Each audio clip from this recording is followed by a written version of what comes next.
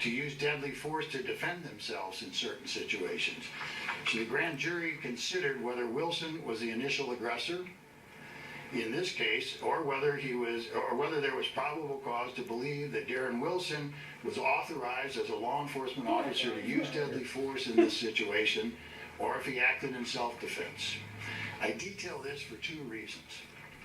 First, so that everyone will know that, as promised by me and Attorney General Holder, there was a full investigation and presentation of all evidence and appropriate instruction of law to the jury, to the grand jury.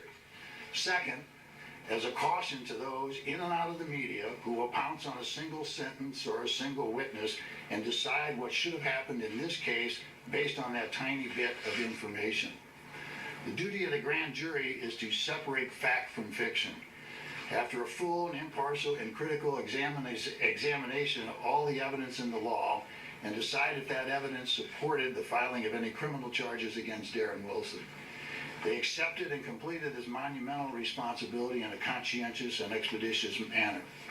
It is important to note here, and say again, that they are the only people who have heard and examined every witness and every piece of evidence.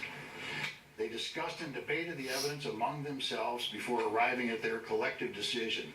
After their exhaustive review of the evidence, the grand jury deliberated over 2 days, making their final decision.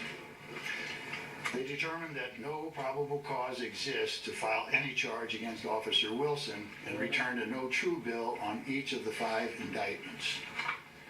The physical and scientific evidence examined by the grand jury, combined with the witness statements supported and substantiated by that physical evidence, tells the accurate and tragic story of what happened.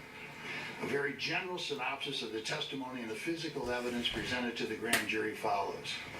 Please note that, as I have promised, the evidence presented to the grand jury, with some exceptions, and the testimony of the witnesses called to the grand jury will be released at the conclusion of this statement. At approximately 11:45 a.m. on Saturday, the 9th of August,